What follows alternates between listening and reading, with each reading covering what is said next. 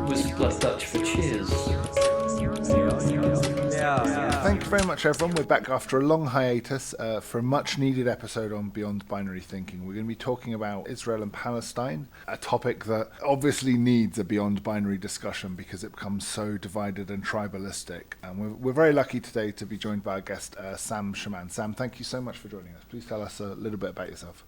Thank you, Chris. Glad to be here. So, I am a Palestinian from the West Bank. I have been here my entire life. I also lived in Israel for a while, in Tel Aviv.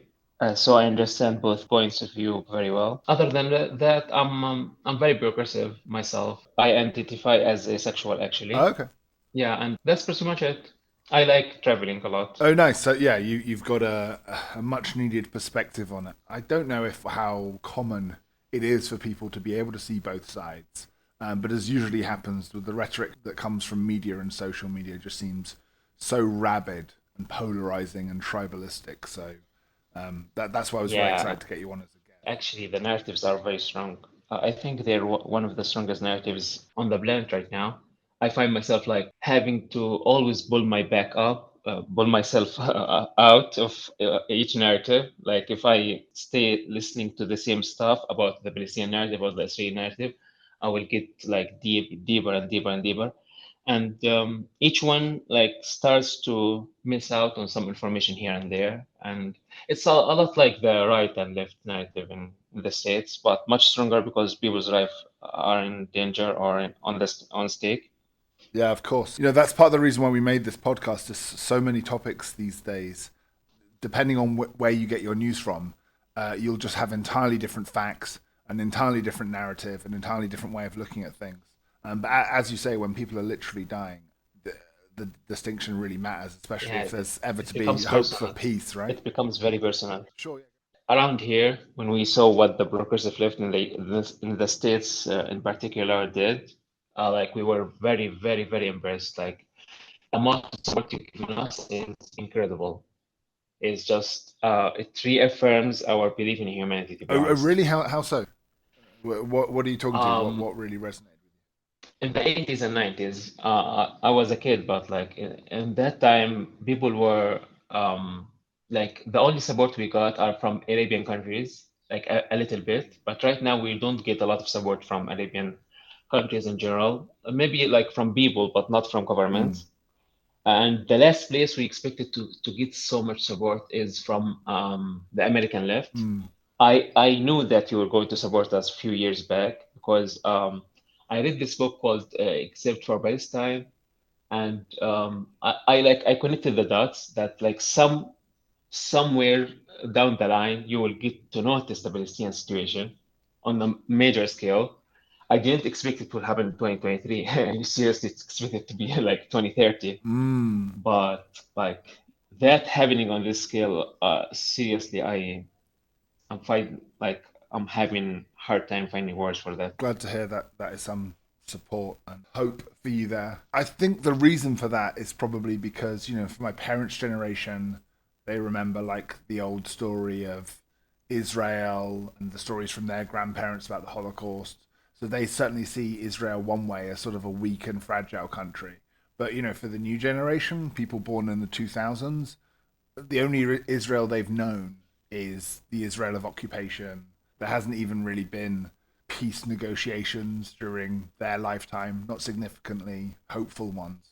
So for them, it just seems a very different story to the ones my parents grew up with. Yes, but like I don't like to think about this as like either you support Israel or Palestine because like honestly, Palestinians like are not very well known in the States. Like I remember in like 2015, I used to say I'm Palestinian to Americans and they would say Pakistan or Mm. something because that's where like that's the country you know about.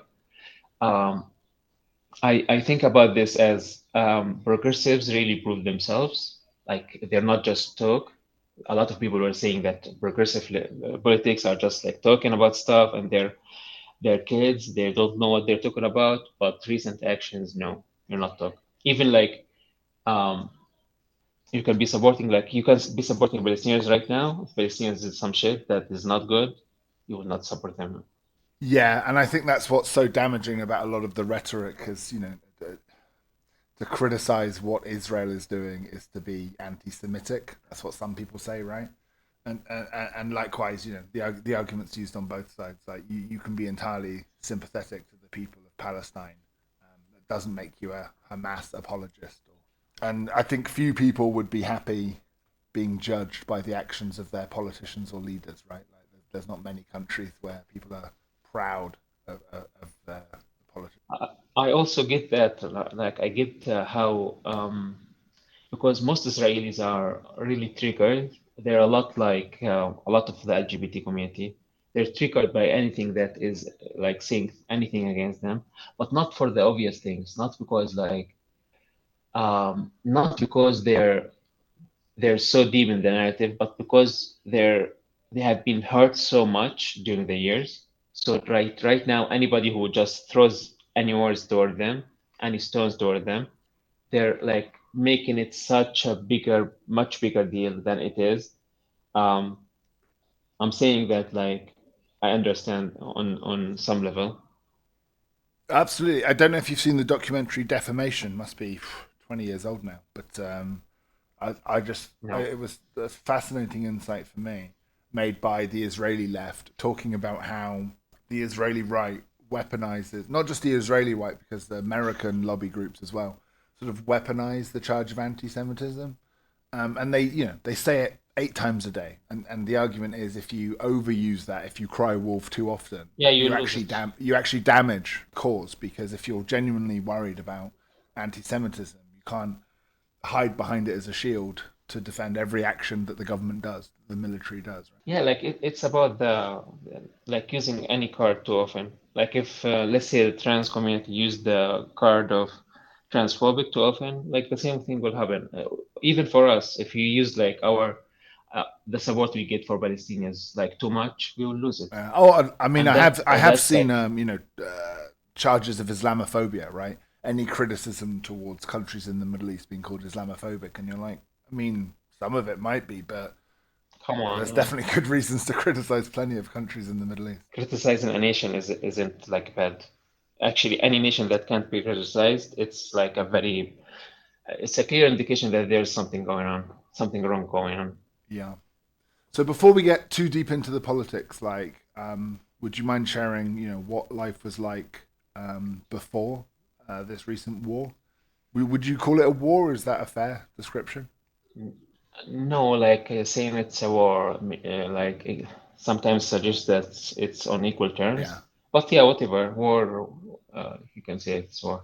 Uh, I am one of the Palestinians that didn't suffer much because of this conflict. Like, I had Tamimi, for example. She also wrote a book about all this.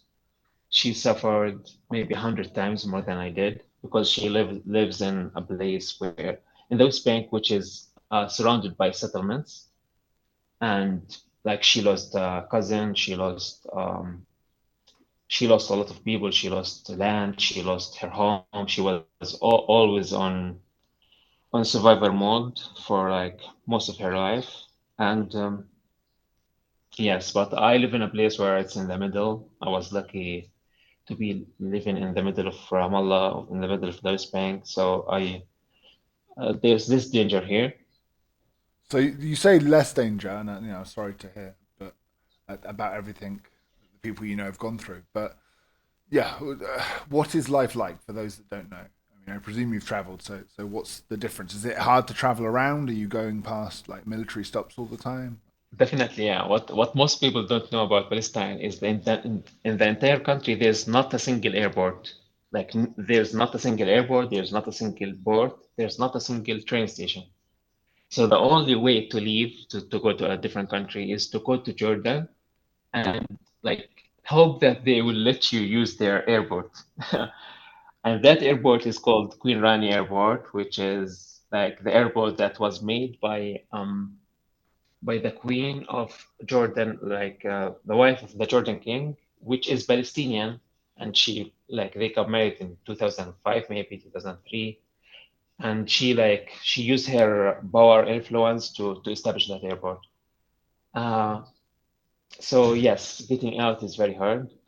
Um, But like what you see with Palestinians usually, we are very resilient. Like I'm not considered the strongest Palestinian, but like when I deal with anybody from any other country, I feel the difference because we had to go through like some stuff that like we got used to them from like a young age. So like I don't think that affects us much nowadays. Uh, but for people in Gaza, definitely it was like 10 times harder for us. I remember a lot of them friends I made from Gaza. I remember this girl, for example. She came to the West Bank for the first time a few years ago, and I remember like she looking at the mountains and for the first time ever, and like she stood there for 5 minutes, like just silent, frozen, sitting still. Like to see somebody 25 years old or something seeing a mountain for the first time, it's just um yeah.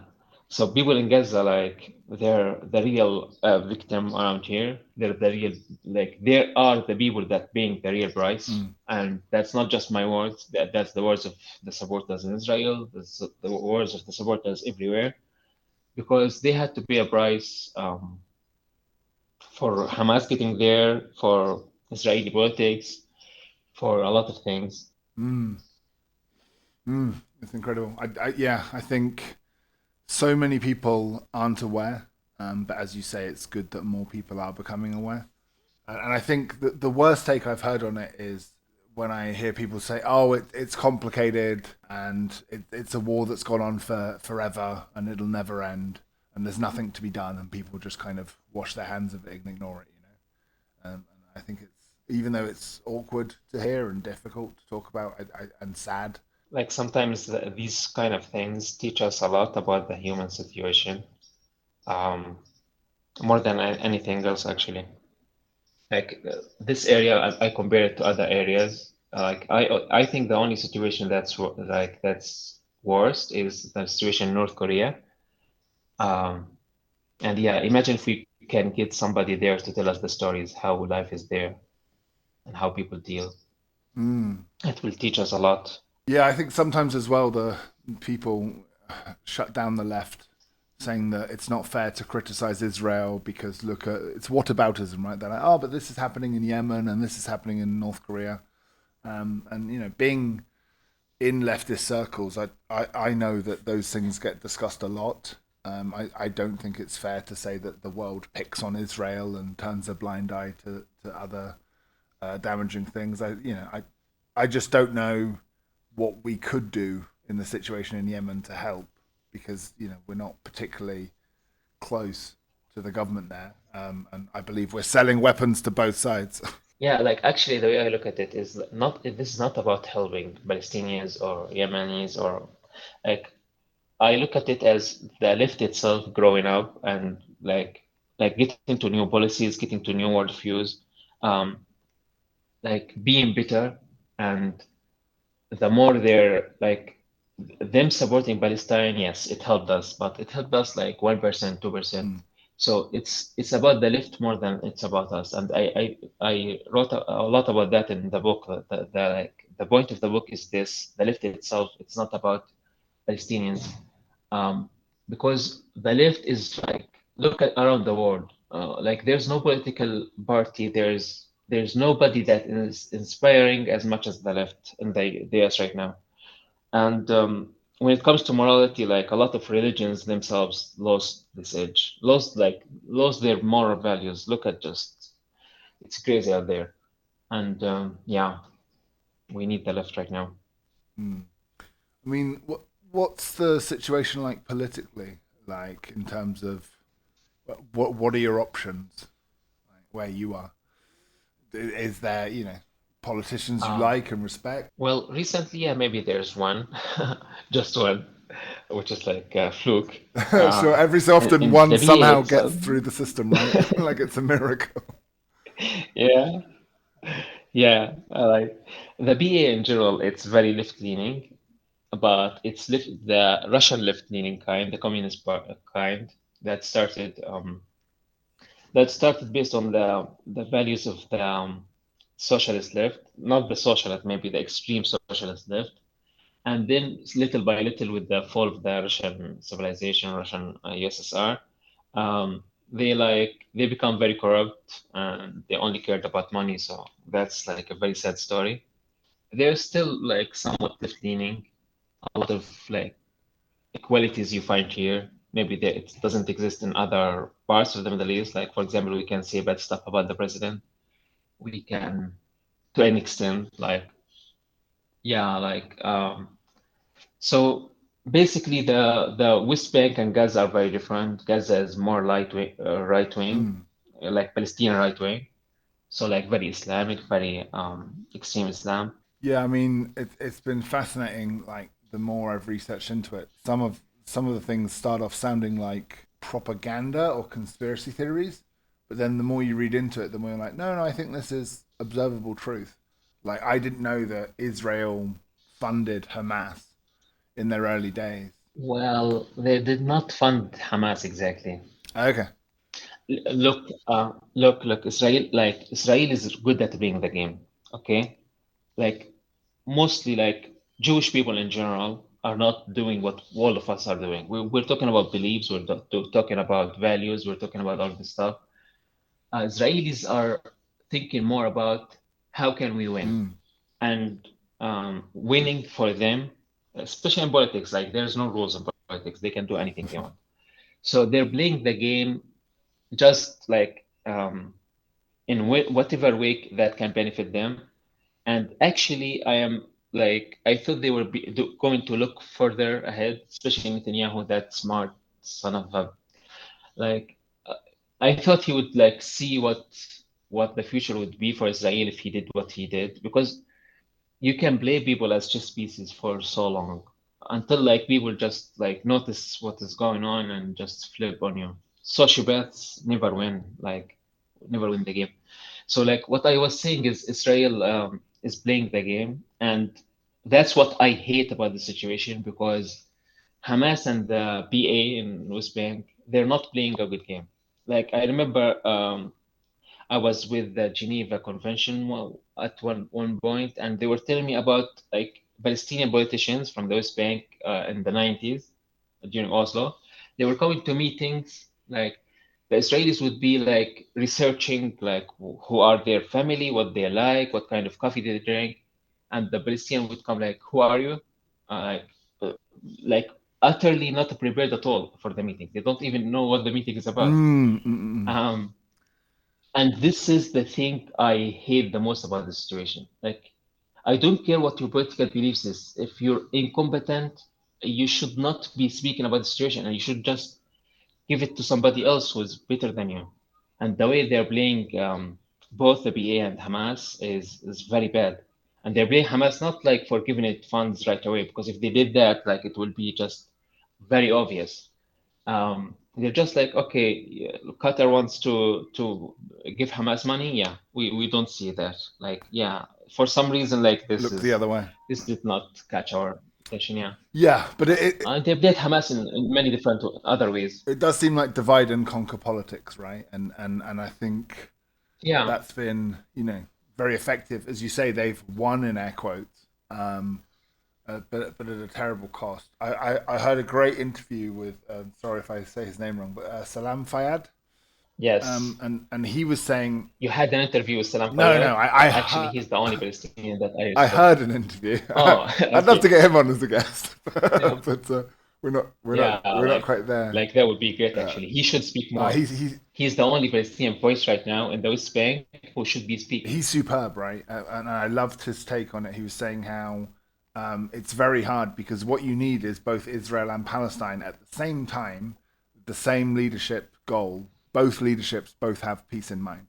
And he was saying how, you know, before with the PLO, he felt like they never quite had enough power. So when they were going into negotiations, they weren't able to negotiate properly because they were like, if we don't get everything, all the demands our people want, then we'll lose our leadership, right?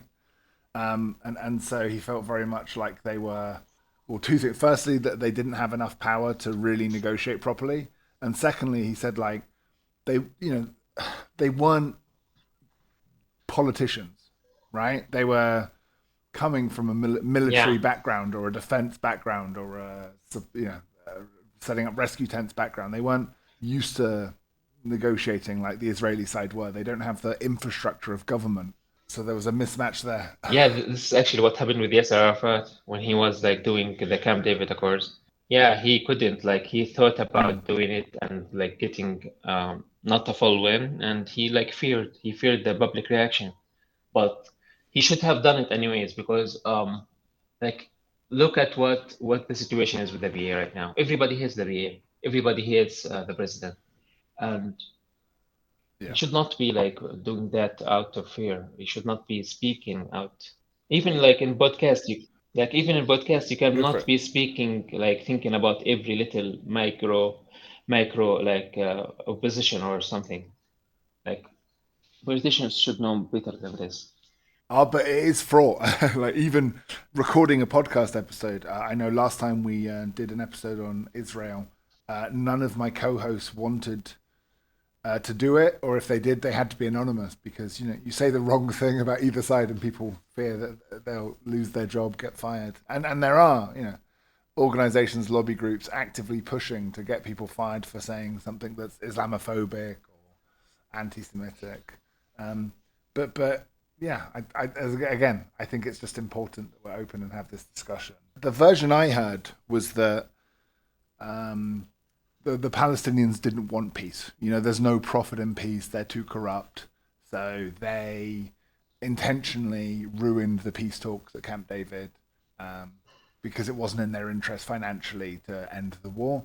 And then likewise, I've heard from the left now that the Israelis intentionally derailed the peace process because for similar reasons, right? They don't want a two-state solution. They want to wipe Palestine off. Well, that's not actually true. That's not factually true. I can prove it like that Palestinians want peace by just going around and recording like what people say.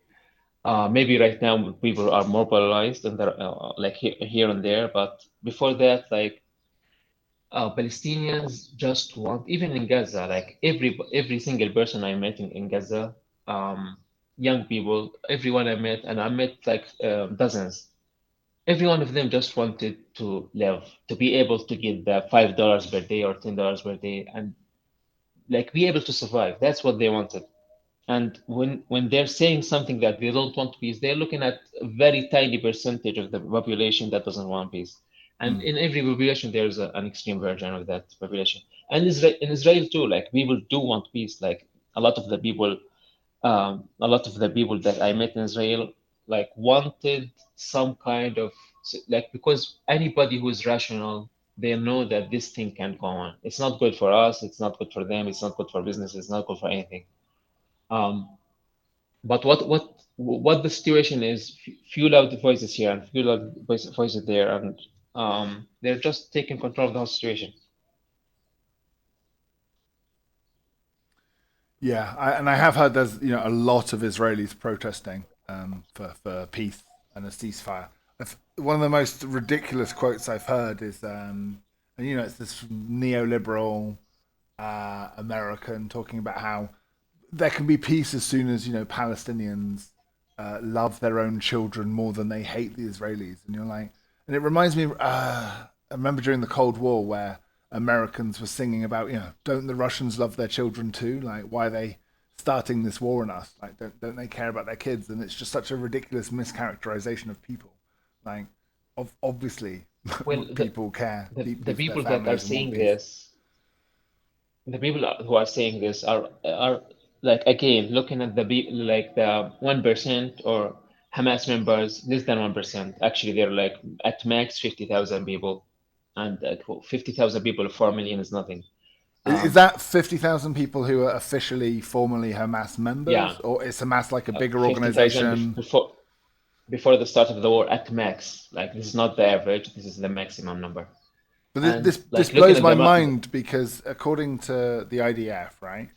Um, and look, I don't think many people believe this, but I've heard it parroted by a few of the talking heads who are going on the podcast. They say that yes, it's very sad that civilians die, but for every one civilian we kill, we kill a Palestinian terrorist, and I'm like, well, there's hundreds of thousands of people dying. How many Hamas terrorists are you claiming there are now? Yeah, that doesn't make any sense. But plus, like Hamas is loving this. All of this for Hamas is for Hamas leadership. Like it means for them more popularity. They will never on the map like they are now, and more money. And if they have more money, like they recruited the 50,000 people using the few hundred millions that they got from Iran or where whatever, and they recruited 50,000 people and Palestinians. And Palestinians like are very angry. So you believe Iran is directly funding this? That Not isn't a just Iran, not conspiracy just theory. Iran. For them, That like seems. they have power, they have all like it's just like starting a company. You go raise money from anybody who would give it. I'm sure Qatar is also funding them. I'm sure maybe like some foreign country also. Like you don't know. Like it's politics. You get money from all different sources, and sometimes you get it from a source you think that's the source, and it's actually somebody else giving somebody under a shell company or something. Um, Mm, mm. like and for Hamas, like on real life, there's a lot of young men, especially in universities, who are very angry about what's happening. And like for them to be recruited, it doesn't take like a lot of effort. If you give them like some money, plus like recruiting is a little bit about reward, a little bit about ideology. So like you say, we have to do something to defend ourselves, and you give them some money, and that's it. And thinking that 50,000 people just came out of nothing. No, Hamas would not never be able to recruit 50,000 people in 2000, like on one or two. They just, the more you give them, the more you give them reasons to, the more you give them popularity, the more. And this is the mistake Israel did with Hamas. Like, because you played into their hand. And like, if Israel thinks this is a win, it's not. But I mean, this is my concern because this is what I've heard, right? And this is what the Israeli left say: is that the actions of Israel right now, or the IDF, right, aren't making Israel more safe. They're not ending war. They're not making less terrorism. They're making more, right? And Yeah, I everybody agrees understand with the that. logic of that, but it seems to me that the plan um, isn't to care and is kind of to make the place so uninhabitable and so many people leave as refugees that they can just take over and they can argue, look, we tried to negotiate with these people, there was no negotiating with them, so this is the new way, right? We just have to mow the Yeah, lawn. yeah, yes, Chris. Like this is definitely what is happening. They don't want to kill us. They don't even want to kill us. They just want the land. And to be honest, they don't even want Gaza because Gaza for them is not linked to the Bible in any way, to their religion. It's like it's not strategically very important. They have direct like land routes to Egypt, to the Suez Canal. So Gaza for them is secondary, like not even secondary. They don't care that much about it. That's why they left in 2005. What they really care about is the West Bank because it's Judea and Samaria for them is very important in their religion, and it's also very strategic to the Israeli country itself because look at how big the West Bank is. If it became a different state or if anything else happened, like they would not feel that they were very safe or whatever the right wing Israelis think. So for them, it's if they could do it and get us out without killing a single person, like that would be the best case scenario for them. No flashback from the media, like less resources for the military and everything else. And for them, they thought that what they're going to do with Gaza is go and attack and make the people fear so much and make Egypt like care or like fear for Palestinians so that they will just open the Rafah doors and everybody will just go to Egypt and that's it. Gaza is gone. They will never have to think about Mm. Gaza again. And that backfired. And like they should have known that it will backfire because Palestinians learned the lesson, and we will not be leaving. Like a lot of people here will not be leaving even if they're killed. Like if you want to make us leave that way, you will not get it. Yeah, I mean, one of the lies that was said that I thought was ridiculous was the Israelis kept saying, look, we're the nicest army in the world because we keep telling people to leave, and how generous of us to announce that and give people warning. No other army does that. And I'm like, but that is the definition of ethnic That's the cleansing. Is entire like game. leave. That's And the I game. said, to be fair, That's Hamas has been telling Israelis to leave Israel for a long time. So if that's a definition of a nice action, then yeah, exactly the same action. Actually, it's very ironic. Like if everybody knows this game has been played for 50 years. Like now, little kids, 5 year old, what is the cause of Israel? To make us leave. That's the end goal. Like everybody knows this. And for them to think it's about like fighting or about, it's not about that. And we don't have an option. It's not like, okay, we can leave and like this all will be solved. No, like there's no options. They're giving us no options. yeah, that's the problem, isn't it? Like none of the neighboring countries seem particularly ready to take any more refugees. They're not inviting it. You know something, this is like no Palestinian will ever say that, but if Israel was open to Palestinians becoming Israeli citizens, but they're not 100%, they will never allow Palestinians to become Israeli citizens because that will make like the country half Arab. Like there's around 7 million Palestinians, 7.5 million Palestinians in the entirety of this region, and 7.5 million Israelis or 7.5 million Jewish people. Right. Okay, and they want the country to be Yeah. Jewish. If they didn't want the country to be Jewish, and if they were open up to Palestinians in the West Bank and Gaza becoming Israelis, any low-level politicians will be able to use that and like and make a deal with the Israelis, but they're not from the start because this is not about Palestine, Israel. This is not about.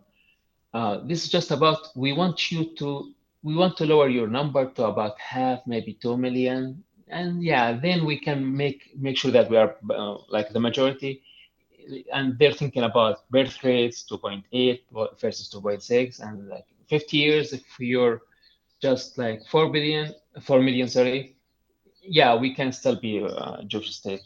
Yeah, a few years ago, talking like this would have shocked me. But I think when you try and understand what the current government, the Likud, are doing, uh, there's no other explanation for it. Like that they don't want a two-state solution. They haven't for a long time. They've been actively pushing to stop that from becoming possible.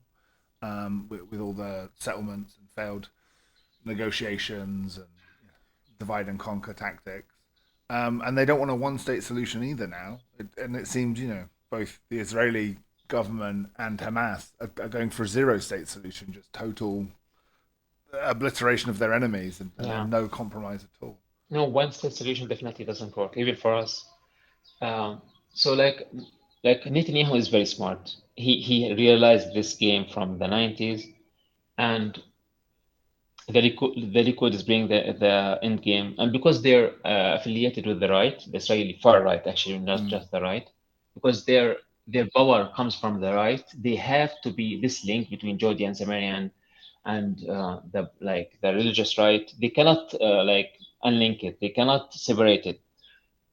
If they could, they would. Like I'm sure if the center like took power in Israel or the left, they would be able to separate this and yeah, say that okay, Judea and Samaria is not for us, or but they can't and they won't.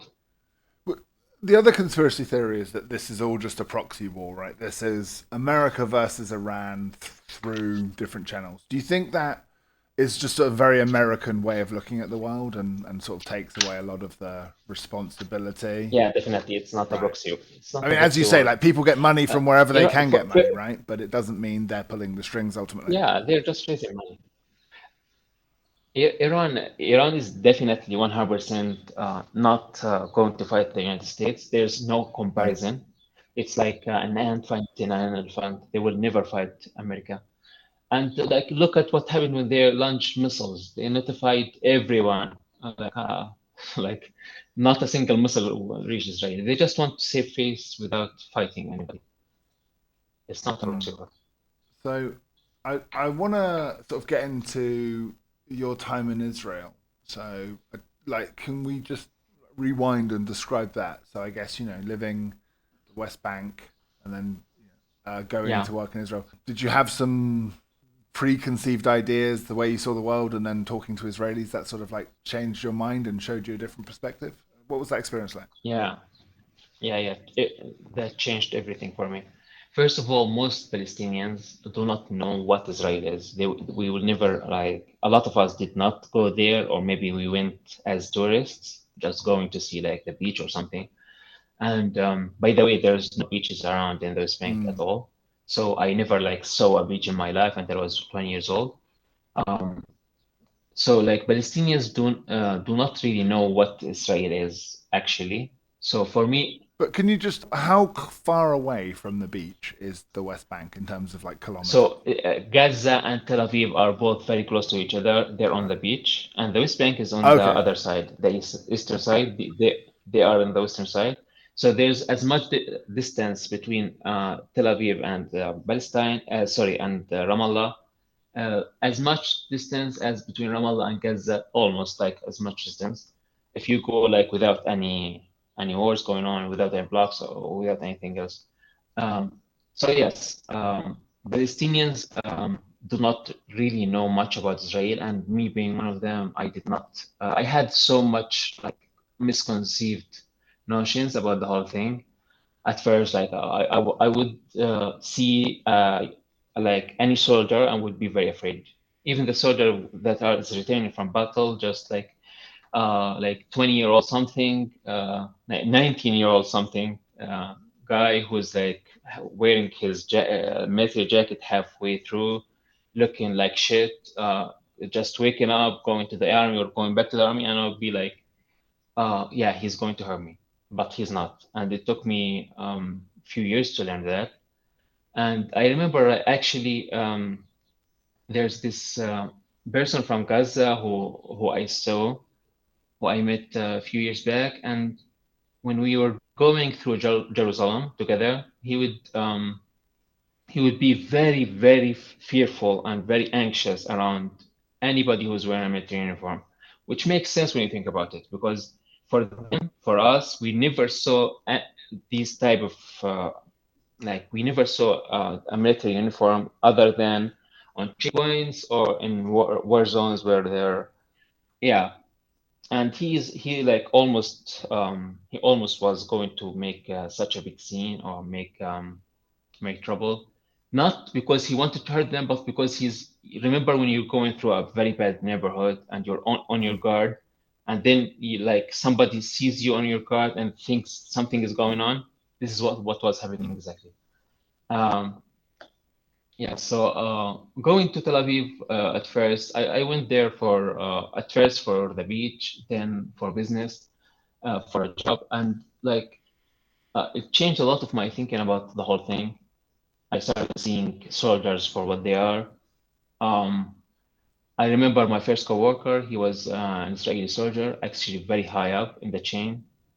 Um, and we were hanging around once around the office, and he suddenly was like afraid to a degree that I never seen before. And he hid behind, we were in a car, and he hid behind the seat, like he took the seat back down, like, and he hid. I was like, why are you so afraid? And this is not the type of person who would be ever this afraid. Like, he's like 23, 24, and he used to war zones, and he was like utterly, like a kid, like a little kid, full of fear. And I told him, why are you afraid? And he told me, look at this guy. And I look and see one of the guys that I know. He's bald, he has a big beard, and I say, yeah, what about him? And he's like, oh, he's going to kill me. He's a terrorist. I was like, no, this guy is everybody knows him. He's a drunk. He would not kill himself. He would not do anything to save his own mother, not to save our country. Um, and like for him, this is how he sees. Like this is the first time I understand how much fear there is in Israel. This is how they see like anybody who is like shaven with a big beard. They're like they look as the typical stereotypical like terrorists. You can see this in movies too. So yeah, like for them, like this guy is, and he's like the furthest from that. He's actually very liberal. So I started, okay, maybe this is not the whole story here. Uh, other than that, like I started seeing started interacting with other people. There's a lot more support than I thought to. I protested actually in 2023. I protested with the Israeli left against Netanyahu a lot, and I would go around to protest and like ask people, ask Israelis, why are you protesting Netanyahu? Are you protesting them because of the West Bank? And they were like, what is the West Bank? And I would like try to describe what the West Bank is, and they had no idea. But they're protesting Netanyahu because like he's a piece of shit, and that's actually the truth. And that's why I hate Hamas so much, because they did that operation, like other than the killing they did, which is not necessary and counterproductive and actually very awful.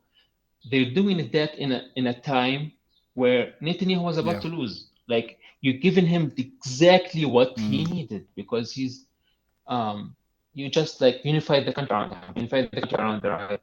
And if you just waited a few months, or like not do it at all, or like kill military men or military people, or maybe like do that like for another reason that is more helpful to the long-term goals of this, what you're doing.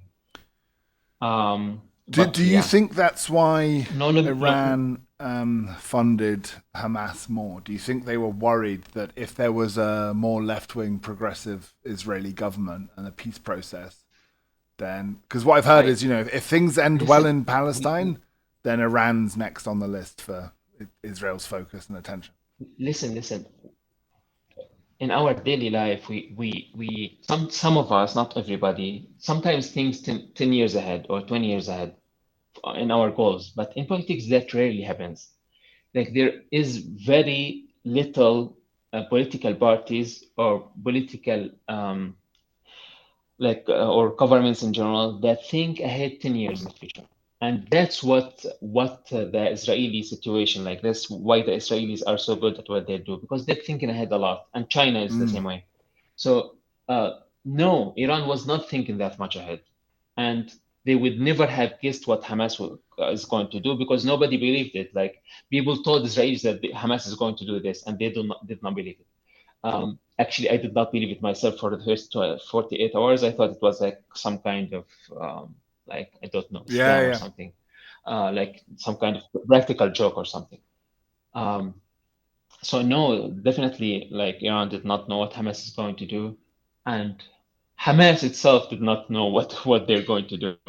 I think their like plan was, yeah, we go kill like 100 civilians and make Israel upset, and then like they killed 1,200, and Israel was very upset. Uh, Yeah, I mean, I've heard it described as their, September the 11th.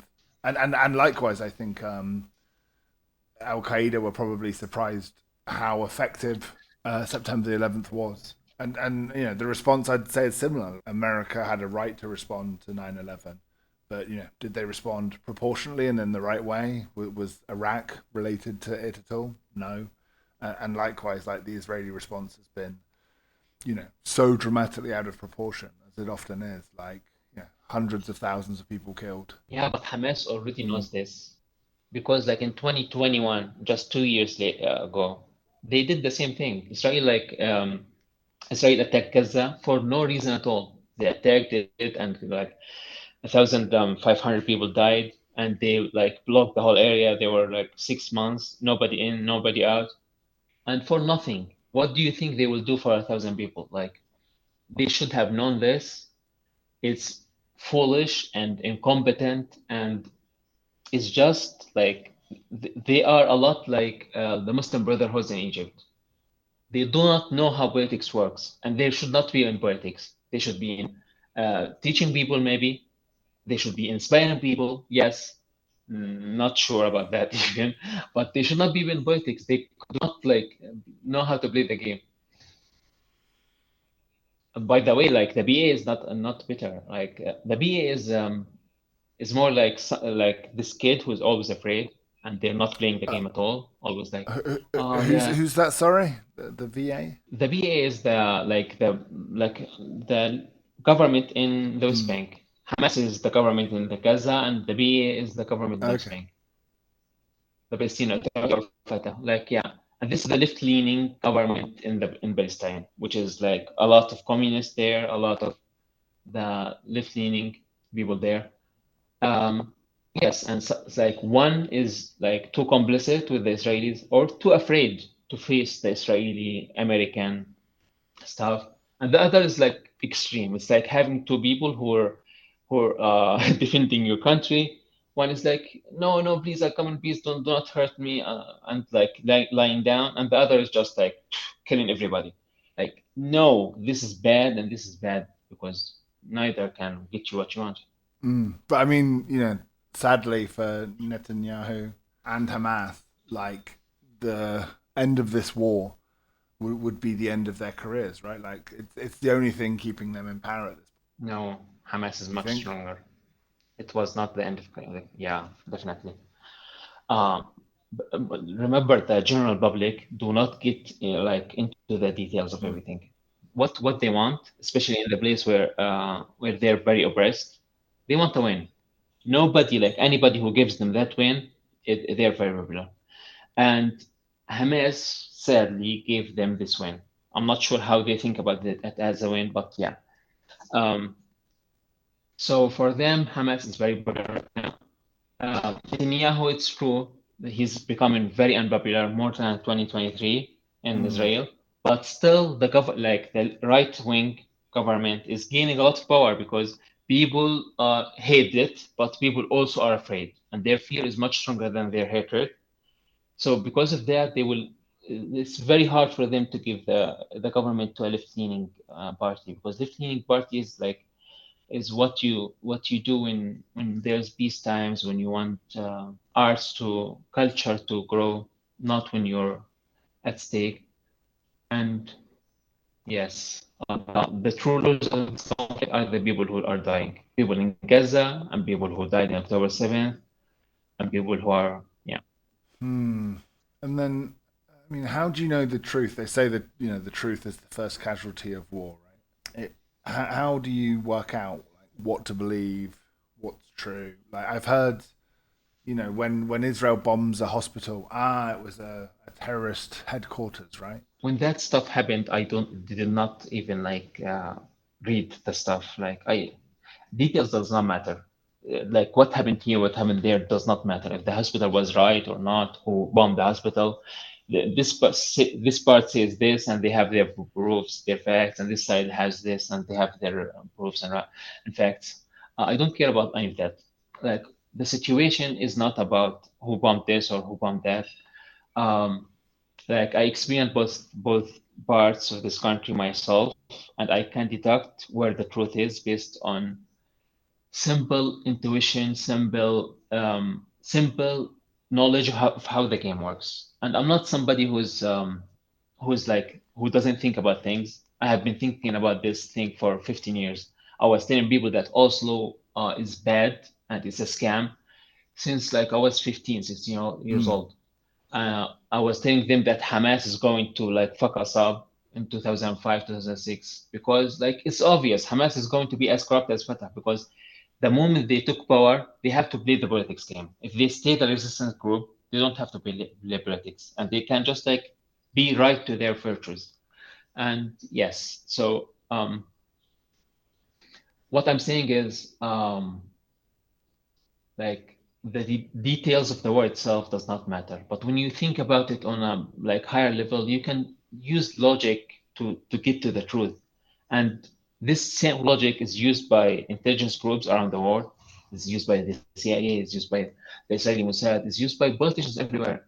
This is how the people who are really like in the mixes how they think, and I met a few of them, and this is how they think. This is how they come to the reality of the thing that's going on.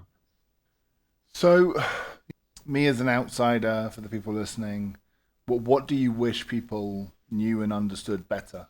They should not be extreme. No, like they should not be too extreme, pro-Palestinian extreme or pro-Israel extreme. Because when they do that, they are only hurting people on the ground. Because when you become extreme on either side, you empower the extremist part of that side and you hurt people on the ground. So if you really want to help, I be I moderate, be often don't like centrist. centrists, but I think that's a luxury we can have in places like England. Yeah. yeah, like let's let's replace centrist with independent. Actually, this advice works for American politics too, because the right and the left are both idiots right now.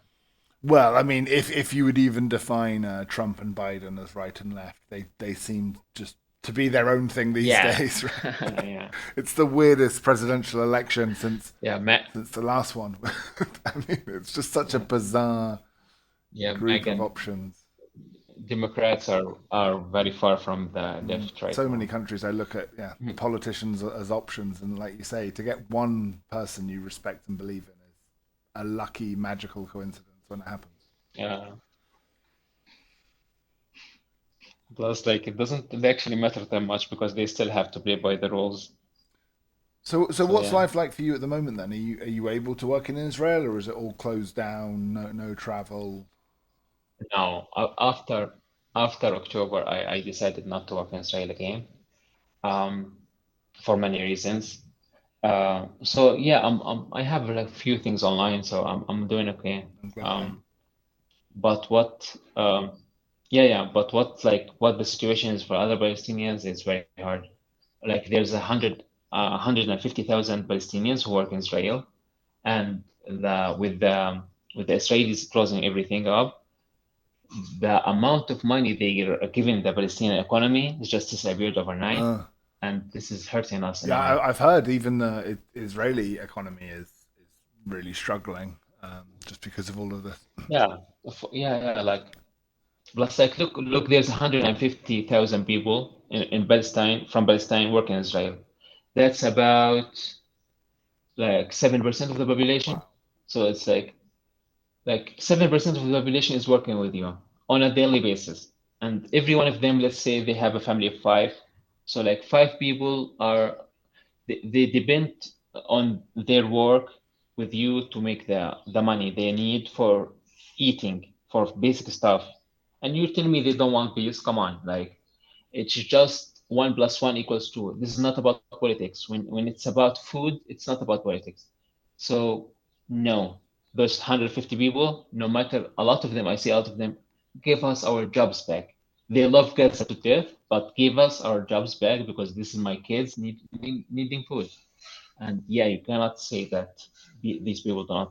At least like 150 times five, there's at least 500,000, which is like 25% of the population in the West Bank, who are like, yeah, we want peace 100%. And that's like not politics. This is just like food stuff. Like looking at ideology, looking at politics. And does that give you hope for optimism? Because, as I say, like one of the worst things, and what the far right, what the combatants who want war would hope for all of us is that we just give up and don't pay attention, don't try and change anything, don't try and fix anything, right? So, do you see any cause for hope? Honestly, Optimism? honestly, I don't think about the situation as optimism or pessimism or hope or no hope because the moment you think about it as hope, you're like a fool, like in this whole situation because the game is over. The game has been over since the 90s, since like uh, they wanted the West Bank and they got the West Bank, you know? Uh, like the land has Mm. changed a lot. Like in 2000, like when I was like in high school, yeah, around the early 2000s, we would go to the like main street, like the highways, and we would not be like very relaxed, you know? If there's a settler around who would be walking with their car, like driving, they will just keep driving. No, we were not fearful of them. Right now, we cannot walk on that street. You will get like so the situation is changing. Like looking at the country 20 years ago and right now, it feels almost like Israeli, not Palestinian. So thinking about like optimism, thinking about hope about the situation is just like saying, yeah, we want two-state solution or we want to find a solution or yeah, there's hope. No, you're playing into their hand because the game is over, and sometimes losing is an option, you know. So when you think, yeah, the game is over, now let's reflect on what happened. Okay, and what happened is like, yeah, you win. Israeli won. Like, what do you want that win? Do you honestly want the win that way? And yes, they don't actually, yeah, the right wing do, but they should not want that win. Absolutely fascinating. I'm so sorry to hear everything you're going through and your family. It's incredibly tough, but I think as I said, it's really important to hear it. No, Chris, no, I'm really doing fine. Um, you don't know how like the West Bank is not what you think it is, okay? It's it's very modern. We have a lot of money here because all of the donations that are coming from all over the world. The European Union was helping us for decades. You look Is it the around here most and you see, donations per capita? I read somewhere. yeah, I think that's right. It's because the Palestinian situation is very dire, and because like donors around, like they're very good. Like I know a lot of people in the NGO sector around here, and it's very strong. So, like you see cars around here, they're very good. They look at buildings, you look at everything, it's not bad. And the people who are paying the real price is Gaza, because Gaza not just have to die, they had to die, then again rebuild, and then die, rebuild. I know I'm laughing, but I'm laughing because it's Yeah. like if you want to kill them, like get it over with. But like having to make a 25-year-old go through 3 wars or 4 wars, having to rebuild after each war is just insane. Uh, and this is just sometimes I really think like just take the land. Like you don't want that land. Like it's just like 2 square. I don't know how big it is, but like take it. Just don't kill 2 million people.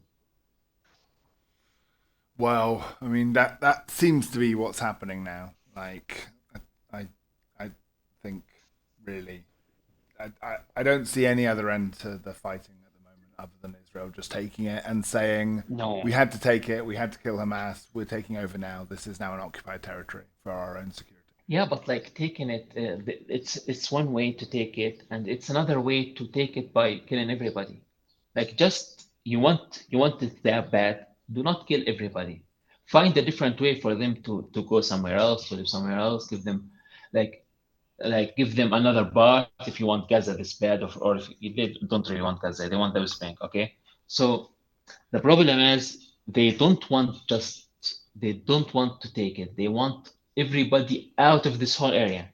And like I don't know what they expect. Like, okay, Palestinians are going to be around the world, and you know Muslims like 90% of Palestine are Muslims. So they have 5 kids each. So the 10 million Palestinians right now all over the world, there will be 50 million in a few years, and then sorry, that math wasn't right.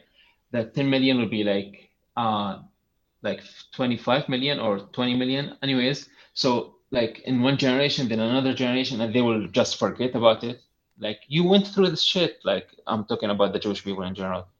You should be much more wiser to this whole thing. Like you should be teaching us this works. Like you should not be doing the same thing all over Mm. again. Come on. That's the sad tragedy of it, right? They've become what they hate. Yeah, this is the most ironic thing ever. Oh, Like this makes me like remember the thing about like if you have an abusive father, you will be abusive yourself. I never believed that to be true. But like looking at this thing, it's like, yeah, this is like this shit is part of human psychology as it mm. gets. Yeah, it is true. I mean, I have a lot of German friends, and I think Germany handled, the end of the Second World War better than most nations have historically because they reckoned with it, they admitted it, they owned up to it. They made German citizens go and visit concentration camps, and they're just incredibly sorry and guilty. To the fact that I know a few Germans that have weird takes on the Israel-Palestine thing because they feel guilty criticizing Israel. I'll put it that way. But yeah, Honestly, like a big part of me is just sad about not just Palestinians, but Uh, actually, I'm sad about Israelis more than I'm sad about Palestinians because they could have been one of the good countries, one of the best countries. They're very good at business. They're very good at technology. as Jewish people, they had a lot of good parts in the religion itself. They had morality on their side, and they have corrupted themselves by like doing this thing. Yeah, And hatred and fear has.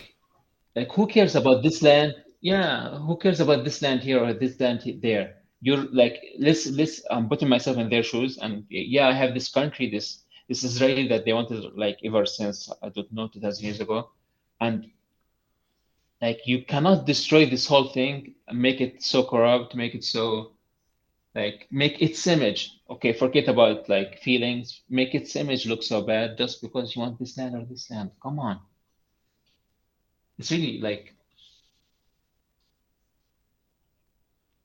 And I met a lot of Jewish people. They're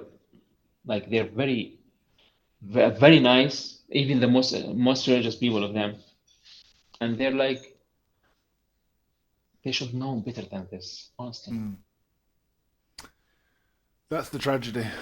Yeah, and this is it. I don't think it's unique to Israelis or Jews or like everyone has it in them. As I was going to say, like Germans are lovely people, cultured, educated, but you see what happens with the wrong leader and the wrong economics, Yeah, and yeah, like Israel's going through a very similar thing. And then because war becomes self-fulfilling, self-sustaining, right? The snake eats its own tail. You send 20-year-olds to fight, and then their friends die, and then they become, you yeah. know, Imagine if galvanized in their hatred and I their agree. desire for more war. Imagine if after all of that, Palestinians are somewhat captured by Hamas leadership or something or other radical group, and they end up doing the same thing to Israelis. And then like the cycle goes all over again, again and again. Like, come on, like this is not. We should have moved the best all of this like in the 21st century. The, the comparison that gets made a lot is with Northern Ireland, and that for a long time, for over 100 years, seemed like it wouldn't end. Right, there was just bloodletting on both sides and revenge killings, and the cycle continued. The new generation would come in. Everyone had a reason to hate the other person, and then amazingly, eventually peace was negotiated. Both sides wanted it enough. There was external support from credible leadership. I think that's the big difference as well, is that America under Bill Clinton, Britain under Tony Blair, you actually had credible leaders at the time. I can't imagine Trump or Biden leading a successful peace negotiation at the moment. Chris, Chris, uh, I know like you're trying to find hope for this situation because I'm just trying to not end the fight. podcast on a positive note. Yeah, I know, but like the positive note here is not if like okay, Palestine is going to win and like we're gonna have two states. Like no, the game is over. Let's admit it. The game was over 20 years ago. Okay, like this is not like it's not about being hopeful or not being hopeful. It's about learning. Like we go through life and we get a lot of losses, we get a lot of bad stuff, but as long as we learn from it, we can move on. And actually, the Palestinian situation is different than the Iran because like Israel has a lot of power. Like it has a lot of connections to the United States. It has a lot of um, tech sector is very strong. Like you would not imagine what how strong it is. I saw spy flies there. Like I saw these tiny flies like insects that can like have cameras in them. It's like it's crazy. And um, what I'm saying is like let's forget about hope here because hope just gets us back to the two-state solution, which is a scam from the first place to like make this like just go away. It's okay. Um, Palestinians lost, and like Israelis won in the worst way possible, if even won. Like let's say that, and we should really find a solution to save the rest of the Palestinians that are there. Hmm. Fascinating. I'm really glad I took the time to chat with you. Really important. If there's anything else you'd like to sort of say, I think we should close off here. So I'll just let you, anything Yeah, I else you think want to that's end it. on, please. No, I think that's enough. I should maybe not bring this conversation to this level. I sometimes I don't I don't realize that this brings down a lot of people in the West, because for us this is like normal. We know this for 20 years. Like, Oh come man, on. no, fuck my feelings. Like, it's fine. Yeah. Like, I don't need you to cheer me up and No, entertain me. it's not like about you. It's about like the podcast itself, how it works. Yeah. So, but yes, like let's be hopeful about it, but without being naive. Because like I heard this about a lot of Muslim parties. Like, we want Palestine, we want to kill America. Like, dude, chill. From the Like river this to is the not how sea, yeah. like this is not how the game played. Plus, America is not on the side of Israelis. Israelis are very good at the game. They played America. They played the UK before that. And like when America is not no longer there, they will play China. Like, chill. This is not how it works.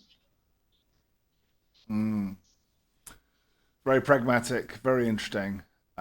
Wonderful to get your perspective. Thank you so much for your time and for sharing it. Thank you, Chris. Very good episode. Thank you.